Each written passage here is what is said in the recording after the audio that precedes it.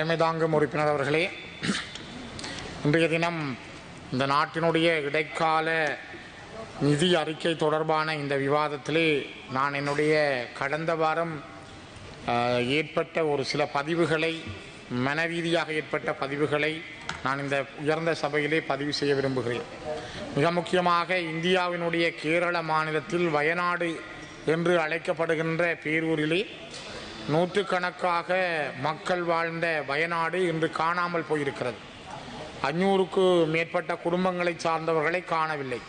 ஒரே இரவில் 2 மணி 3 மணி அளவிலே நடந்த அந்த ஒரு மிகப்பெரிய இயற்கையினுடைய அனர்த்தத்தில் ஒரு ஊரையே காணாமல் போயிருக்கிற நிலைமை இந்த பூமி பந்திலே நடைபெற்றிருக்கிறது. எப்போது நீருக்கு கோபம் வரும், எப்போது இயற்கைக்கு கோபம் வரும் என்பதற்கு அண்மையிலே இந்த வயநாட்டில் ஏற்பட்ட வெள்ளப்பெருக்கும் மலைச்சரிவும் ஒரு மிகப்பெரிய உதாரணமாக மாறியிருக்கிறது. கையிலே பச்சை குழந்தையை வைத்துக்கொண்டு எனது தாய் இதில் போய்விட்டார் என்று கண்ணீரோடு கதறும் ஒரு சகோதரியை நான் அந்த யூடியூப்களிலே பார்க்க முடிந்தது. ஊரை காணவில்லை, இங்கிருந்த மக்களை காணவில்லை, இங்கிருந்த பல நூற்றுக்கணக்கான மக்களை காணவில்லை என கதறி அழும் ஆண்களை, சகோதரர்களை பார்க்கிறேன். மனிதனுடைய கண்டுபிடிப்புகள் எல்லாம் இங்கே தோற்று போயிருக்கின்றன. இயற்கை பேரிடர்களுக்கு முன்னால் மனிதன் மண்டியிட்டு கிடக்கிறான் என்பதைத்தான் இந்த வயநாடு எங்களுக்கு பாடமாக தந்திருக்கிறது. அழுது கொண்டிருக்கிற சகோதர சகோதரிகளை பார்க்கிறேன். சாதி, மதம், இனம், ஊர் கடந்து எந்த வேறுபாடும் இல்லாமல் உதவுகிற மக்களையும் நான் அந்த இடத்திலே பார்த்தேன். முண்டக்கை என்கிற ஒரு கிராமம் அந்த வயநாட்டிலே முற்றாக காணாமல் போயிருக்கிறது. சூரல் மலை என்கிற மலையோடு சேர்ந்த இன்னொரு மலையும் அங்கே காணவில்லை, எங்கே என்று தேடுகிறார்கள். அந்த சூரல் மலையிலே இருந்த மேம்பாடி என்கிற கிராமத்தை காணவில்லை, அங்கே இருந்த மக்களை காணவில்லை. ஆகவே இங்கே இருக்கின்ற பல துன்பகரமான விடயங்களை அண்மை காலங்களில் இந்த சமூக வலைத்தளங்களிலே பார்க்க முடிந்தது. மிக முக்கியமாக தாயை காணவில்லை, தந்தையை காணவில்லை என கதறும் குழந்தைகளை பார்க்கிற பொழுது என்னுடைய மனம் ஒரு முறை விரும்பியதை நானே உணர்ந்தேன். கடந்த காலங்களில் நான் நினைக்கிறேன் இது ஒரு இயற்கை பேரிடர். இந்தியாவிலே கேரள மாநிலத்தில் வயநாடு என்பது இயற்கையால் ஏற்பட்ட ஒரு பேரிடர். யாராலும் எதுவும் செய்ய முடியாத ஒரு நிலையை அது தந்திருக்கிறது.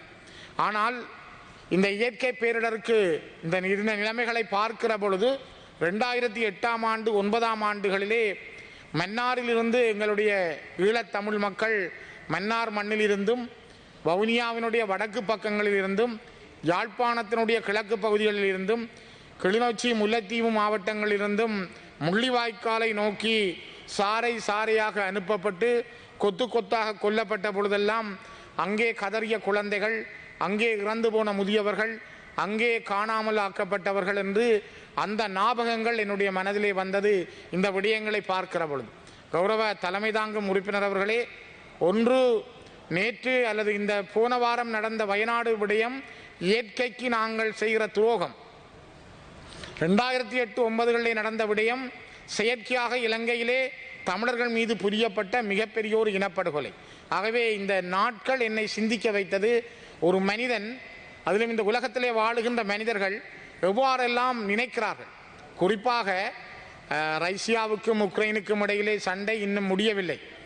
காசாவிலே நடைபெறுகிற சண்டை ஹமாஸ் போராளிகளுக்கும் இஸ்ரேலுக்கும் இடையில் முடியவில்லை. ஈரானுக்கும் இஸ்ரேலுக்கும் சண்டை வருமா என்று உலகம் பார்க்கிறது. ஒரு மிகப்பெரிய 3ஆம் உலக யுத்தம் ஒன்று மூடலாம் என ஆரூடங்கள் கூறப்படுகிறது. அதே நேரம் நேற்று முன்தினம் பங்களாதேஷினுடைய ஜனாதிபதி நாட்டை விட்டு ஓடி இருக்கிறார். இந்த உலக பந்திலே பல சம்பவங்கள் நடைபெற்று கொண்டிருக்கின்றன. இவையெல்லாம் நடந்து கொண்டிருக்கிற பொழுதுதான் இயற்கையும் தன்னுடைய விடயத்தை சொல்லுகிறது. அதனால்தான் இது ஒரு இறை சீற்றமா, இயற்கையினுடைய சீற்றமா, அல்லது மனிதன் தன்னை மறந்து அவன் இந்த பூமி பந்திலே செய்கின்ற ஒவ்வொரு அநியாயங்களுக்கும் இயற்கை கொடுக்கிற பதிலடியா என்று எங்களை சிந்திக்க வைக்கிறது. நான் இங்கே ஏன் இதை குறிப்பிடுகிறேன் என்றால், மிகப்பெரிய ஒரு மனித பேரவலத்தை சந்தித்த இனம் ஈழத்தமிழர்கள். அவர்கள் இன்று நேற்றல்ல, கிட்டத்தட்ட 1954 இருந்து அவர்கள் தொடர்ந்து மனித பேரவலத்துக்குள் வாழ்பவர்கள்.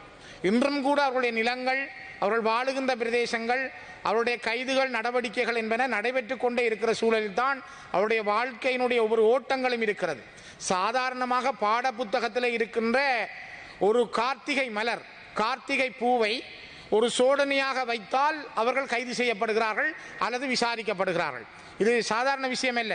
யாழ்ப்பாணம் யூனியன் கல்லூரியினுடைய தெல்லிப்பளை யூனியன் கல்லூரியிலே விளையாட்டு போட்டிக்கு தன்னுடைய பாட புத்தகத்திலே உள்ள காந்தல் மலரை, அந்த கார்த்திகை பூவை அவர் சோதனையாக வைத்ததற்காக அதிபர், ஆசிரியர்கள், மாணவர்கள் விசாரிக்கப்படுகிறார்கள்.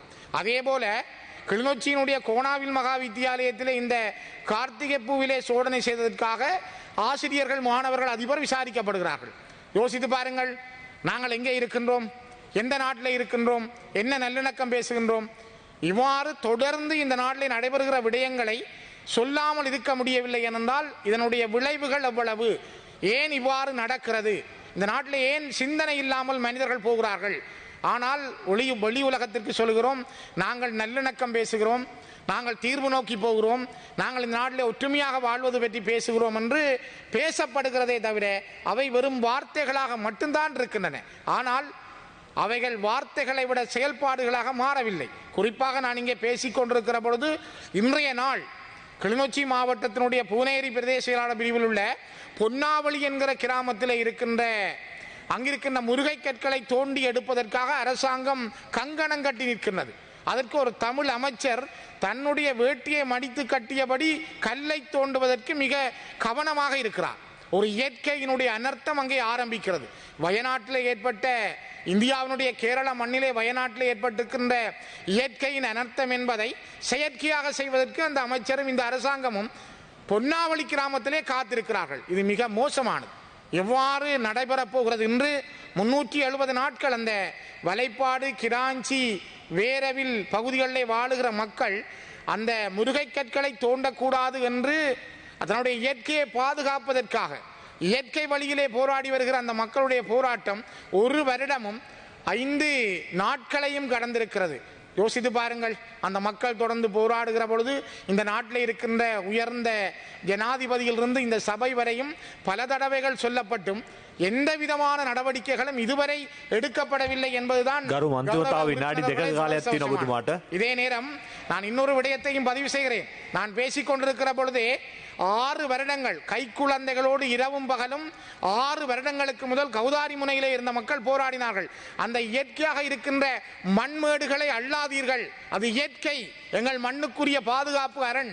நாங்கள் 2700 வருஷங்களுக்கு மேலாக இலங்கையிலே தொடர்ந்து வாழுகின்ற ஒரு மனித இனம் வாழுகின்ற, அதிலும் தமிழினம் வாழுகின்ற கௌதாரி முனை என்கிற பூநகரி மண்ணினுடைய ஒரு பிரதேசத்தை வரைபடத்தில் இருந்து இல்லாமல் செய்வதற்காக அங்கிருக்கின்ற மண்ணை அள்ளுவதற்கு நீதித்துறையே அனுமதி வழங்கியிருக்கிறது என்றால் யோசித்து பாருங்கள், அந்த நீதியின் தராசு எந்த பக்கம் இருக்கிறது? இந்த மண், இந்த இயற்கையினுடைய பக்கங்களிலே இந்த மக்களுடைய எண்ணங்கள், 6 ஆண்டுகள் நடைபெற்ற வழக்கு, 6 ஆண்டுகளாக போராடிய மக்கள், குழந்தைகளோடு வயோதிபர்கள், பெண்கள் இரவும் பகலும் மறித்து இயற்கைக்காக போராடினார்கள். அந்த மண்ணை காப்பாற்ற போராடினார்கள். அவர்கள் அந்த மண்ணை சாப்பிடவில்லை, அல்லது அந்த மண்ணை அவர்கள் அள்ளவில்லை, அவர்கள் அந்த மண்ணுக்கு மேலே வீடு கட்டவில்லை. அந்த இயற்கையை வைத்திருங்கள், எங்களை காப்பாற்றுங்கள், இது எங்களுடைய பூர்வீக சொத்து, இது எங்கள் மண்ணுக்குரியது என்பதை அவர்கள் சொன்னார்கள். ஆனால் அதை தாண்டி இலங்கையினுடைய நீதித்துறை என்பது தன்னுடைய அந்த கண்கள் கட்டப்பட்ட நீதி தராசினூடாக அந்த மக்களுக்கு வழங்கி இருக்கிற செய்தி, நீ அழிக்கப்படுவாய், உன் மண் அள்ளப்படும், உன்னுடைய முருகை கற்கள் தோண்டப்படும், நீ இந்த மண்ணிலே இருந்து அகற்றப்படுவாய், நீ இயற்கையோடு வாழ முடியாது என்பதை இலங்கையினுடைய நீதித்துறை சொல்கிறதா? நான் இந்த உயர்ந்த சபையிலே கேட்கிறேன்.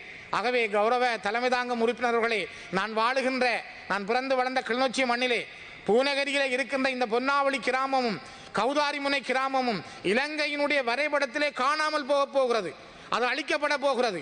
இந்த 2 கிராமங்களையும் காப்பாற்ற வேண்டுமென்றால் தயவு செய்து இந்த உயர்ந்த சபையினூடாக நான் கோரிக்கை வைக்கிறேன், அந்த மக்களை காப்பாற்றுங்கள், அந்த கிராமத்தினுடைய இயற்கையை பேணுங்கள், அங்கே இருக்கின்ற இயற்கையினுடைய மணல் மேடுகளையும்